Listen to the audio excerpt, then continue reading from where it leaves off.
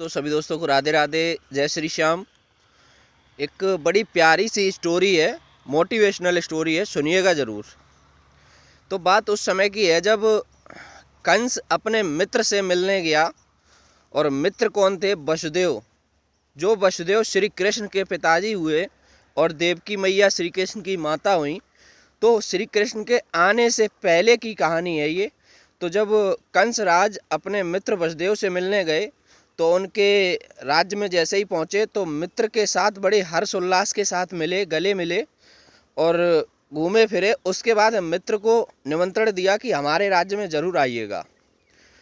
तो उस राज्य से जब वसुदेव कंस के राज्य में आए तो कंस बड़ा प्रसन्न हुआ, हर्ष उल्लास के साथ मित्र को बिठाया, बुलाया, खिलाया पिलाया।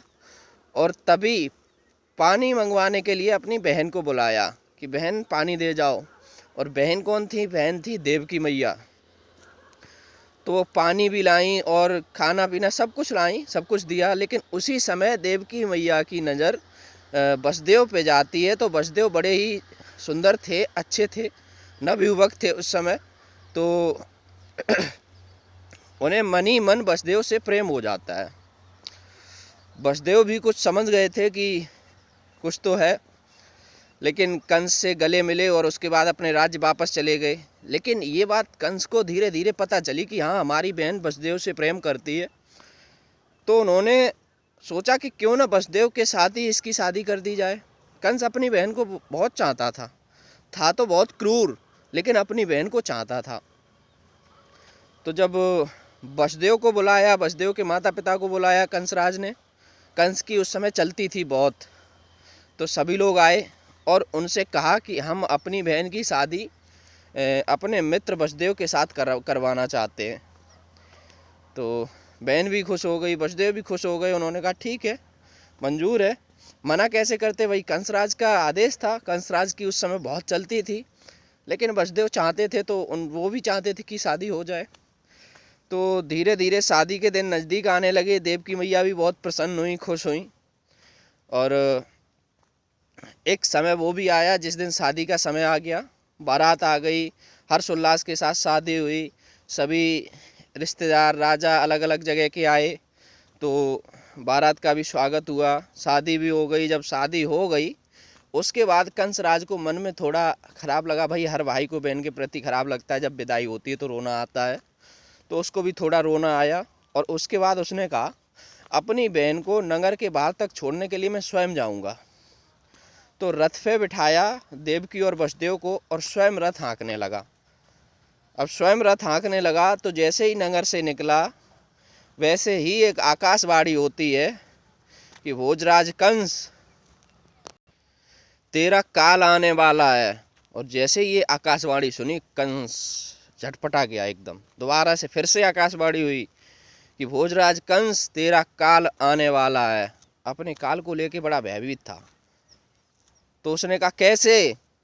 तब आकाशवाणी से आवाज़ आती है कि जो तेरी बहन है इसको तू रथ में बैठा के छोड़ने के लिए आया है। इसी के गर्भ से काल पैदा होगा, प्रकट होगा और तेरी मृत्यु का कारण बनेगा और तू मारा जाएगा। जब ये बात भोजराज कंस ने सुनी तो थोड़ा सहम गया, देखने लगा क्या करूं क्या करूं। उसने अब की अपनी बहन देवकी को बालों से पकड़ा उस रथ से और नीचे खरंजे पे गिरा दिया। उसने कहा हम इसको ही नहीं रखेंगे, काल मेरा आएगा कहाँ से। अपने प्राण भाई सबको प्यारे होते, उसे कुछ ज़्यादा ही प्यारे थे। तो ये चीज़ जब वसुदेव ने देखी, देवकी रोने लगी। उसने कहा भैया, अभी तो आप हमें खुशी खुशी विदाई कर रहे थे और अब आप मारने के लिए उतारू हैं। उसने कहा हम तुझे नहीं मारेंगे तो हम मारे जाएंगे। सुना नहीं, आकाशवाणी ने कहा है कि तेरी मृत्यु इसके पेट में पैदा होने वाली है, तो हम तुझे ही नहीं रखेंगे। तलवार निकाली और भोजराज कंस मारने के लिए तैयार हुए। तभी वसुदेव रथ से उतरे और हाथ पकड़ लिया और हाथ जोड़ के कहने लगे कि ऐसा मित्र मत करो, अभी तो मेरी शादी हुई है। तो उसने कहा मैं क्या करूं, मेरे पास कोई दूसरा विकल्प नहीं है, भोजराज कंस ने कहा। तो वसुदेव ने कहा एक विकल्प है, आप ऐसा करिए, हम लोगों को कैद में रखवा दीजिए, कहीं भी रख लीजिए अपने राज्य में। अगर कोई बालक संतान होगी तो वो संतान हम आपको सौंप दिया करेंगे, आप उसे मृत्यु दंड दे देना।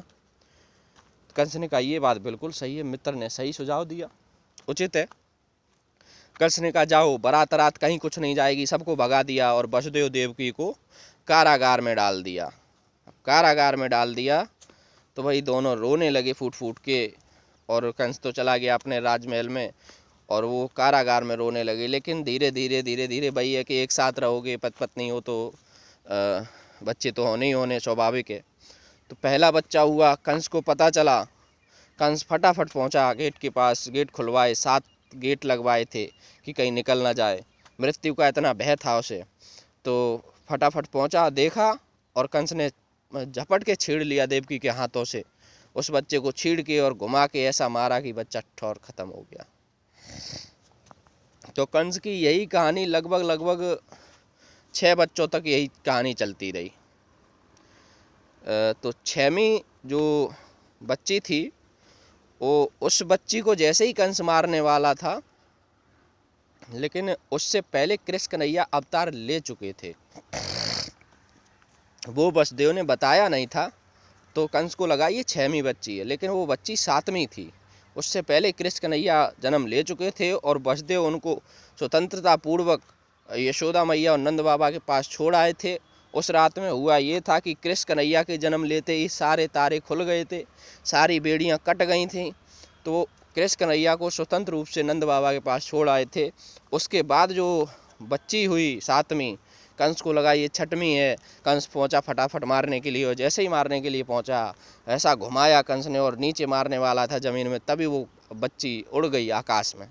और उड़ते उड़ते उसकी आकाशवाणी हुई कि हे भोजराज कंस, तुझे मारने वाला तो पैदा हो चुका है। हे भोजराज कंस, तुझे मारने वाला पैदा हो चुका है। जब ये बात कंस ने सुनी तो ये हक्का बक्का रह गया। कंस समझ गया कि अब तो मृत्यु आने वाली है। चलिए बाकी की कहानी दूसरे भाग में सुनिएगा। राधे राधे, जय श्री श्याम।